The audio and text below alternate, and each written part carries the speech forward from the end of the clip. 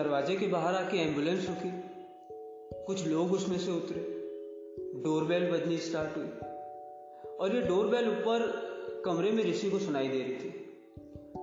ऋषि की बॉडी ने काम करना पूरी तरीके से बंद कर दिया था। ऋषि के बेड के बाजू में पानी का जग था, उठाने की कोशिश किया लेकिन शरीर में ताकत नहीं होने की वजह से वो जग छूट चुका था, पानी नीचे गिरा हुआ था। बेल बज रही थी, कोई दरवाजा नहीं खुल रहा था। उस स्टाफ ने खिड़की की तरफ जाकर देखा, खिड़की का कुछ हिस्सा खुला था। उन्होंने जैसे तैसे खिड़की से अंदर एंटर किया, दरवाजा खुला। ऊपर की तरफ गए तो देखा ऋषि बेड से नीचे गिरा हुआ था। उन्होंने उसे उठाया और एम्बुलेंस की तरफ ले जाने लगे। ऋषि ने इसका रेसिस्ट किया, मना किया, समझाने की कोशिश की, उसकी कुछ बात समझ में नहीं आ रही थी, पर स्टाफ ने उसे जबरदस्ती उठाया, एम्बुलेंस में अंदर डाला और हॉस्पिटल की तरफ जाने लगे। रास्ते में ऋषि ने कई बार पूछा कि ये लोग कौन है, किस हॉस्पिटल से, किसने जानकारी दी, क्यों आए हैं, लेकिन स्टाफ ने उसकी सिचुएशन को देखते हुए कुछ भी बताया नहीं और हॉस्पिटल की तरफ स्पीड से जाने लगे। हॉस्पिटल पहुंचे, उसे केबिन की तरफ ले जाया गया। ऋषि के दिमाग में बातें चल रही थी लेकिन उसके समझ कुछ भी नहीं आ रहा था कि कैसे वो यहाँ पहुंचा, किसने डॉक्टर को जानकारी दी। ना वो डॉक्टर को जानता है, ना हॉस्पिटल को जानता है। ऋषि की बॉडी डैमेज हो चुकी थी। डॉक्टर से बात हुई, डॉक्टर ने ऋषि को बताया, टेस्ट हुए थे, बॉडी में जान नहीं है, फेलियर है, पूरी बॉडी में ड्रग्स फैल चुका है, बॉडी वैसा रिस्पॉन्ड नहीं कर पा रही जैसे बॉडी को करना चाहिए। डॉक्टर ने समझाया ट्रीटमेंट तुरंत स्टार्ट करना पड़ेगा।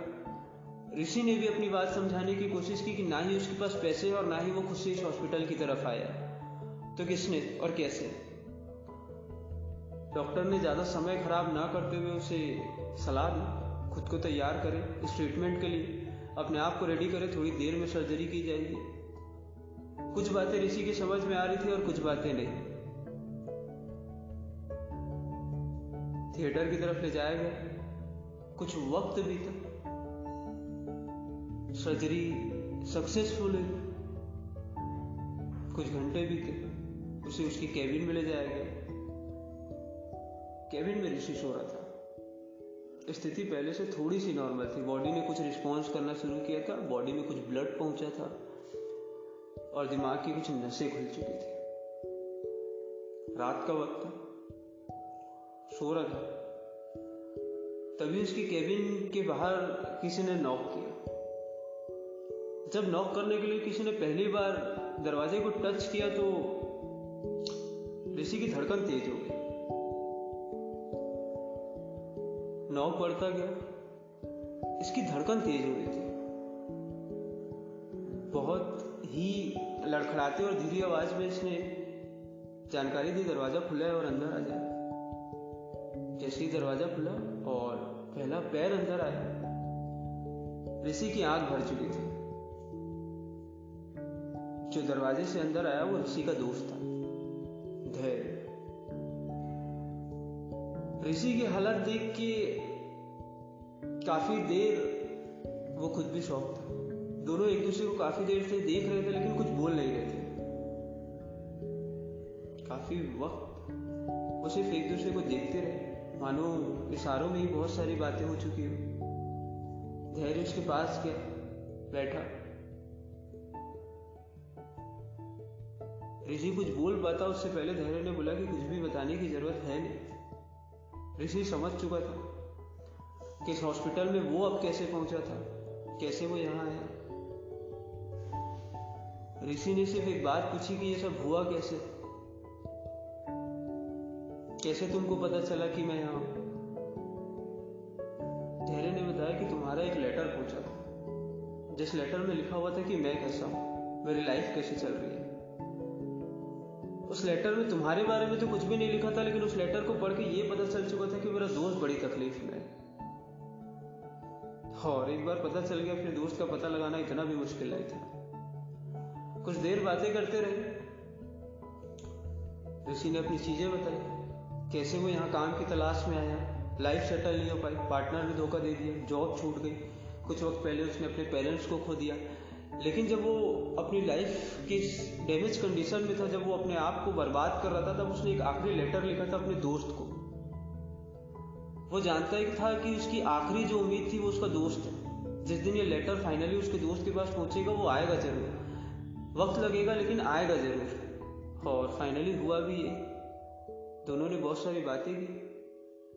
अब दो दोस्त बैठे हैं, थोड़ा सा वक्त लगेगा उनको चीजें सेटल करने में। तो पिछले कुछ दिनों से कई लोगों ने, कुछ खास लोगों ने जिनसे बातें होती है, कई बार कहा कि दोस्ती के ऊपर कुछ लिखना, दोस्ती पे कुछ बनाना। एंड पर्सनली मैं जो है वो इकलौता यही टॉपिक है दोस्ती जिस पे बिल्कुल भी कुछ नहीं बनाना चाहता। मैं दोस्ती पे लिखना ही नहीं चाहता। कहीं ना कहीं मेरे लिए दोस्ती का दूसरा नाम ही भरोसा है, और मैंने इस भरोसे को कई बार टूटते भी देखा है। मैंने मतलब की दोस्ती बहुत देखी है। हाँ, दोस्ती बहुत सारी होती है, किसी की दोस्ती बहुत अच्छी निकल जाती है। मेरे भी बहुत अच्छे अच्छे दोस्त रहे हैं, नो डाउट रहे हैं। लेकिन पर्सनली दोस्ती एक ऐसा टॉपिक है जिसमें मैं कुछ भी लिखने से पहले बहुत डरता हूँ। दोस्ती के बारे में मैं एक ही बात कहूंगा कि जब दो लोगों की दोस्ती टूटती है ना, तो सिर्फ दो लोगों की नहीं टूटती है, बहुत सारे लोगों से भरोसा उठ जाता है। आप दोबारा कभी लाइफ में एक दोस्त नहीं बना पाएंगे, क्योंकि जब भी आप दूसरा दोस्त बनाना चाहेंगे आपको हमेशा उस पर शक होगा। दोस्ती का ही दूसरा नाम भरोसा है। एक दोस्त के सहारे आप लाइफ में बहुत दूर तक जाते हैं। अगर पहली दोस्ती टूट गई तो याद रखिए आप दोबारा कभी एक सही दोस्त बना ही नहीं पाएंगे। अगर मुझसे कोई ये पूछे कि अगर मैंने अपनी लाइफ में सबसे अच्छा काम क्या किया, या अपनी लाइफ में मैंने कोई भी ऐसा काम जो लगे कि सबसे अच्छा रहा हो, मैंने आज तक कभी किसी का भरोसा नहीं तोड़ा।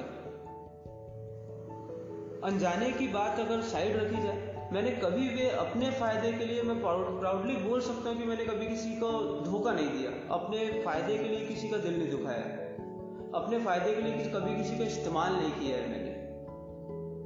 दोस्ती जिस हद तक निभा सकता था, जिसको जितनी इज्जत देनी थी, हमेशा दी है। और ये मैं हमेशा ही एक प्राउड के साथ कह सकता कि मैंने कभी किसी का भरोसा नहीं तोड़ा है।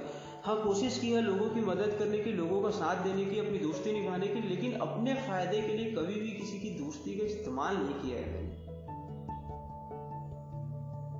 दोस्ती होती भी इसीलिए होता है, दोस्ती में लड़ाइयाँ होती है, दोस्ती में कुछ ना कुछ झूठ भी होता है, कभी सामने वाले का दिल रखने के लिए, तो कभी खुद को अपनी दोस्ती को बचाने के लिए।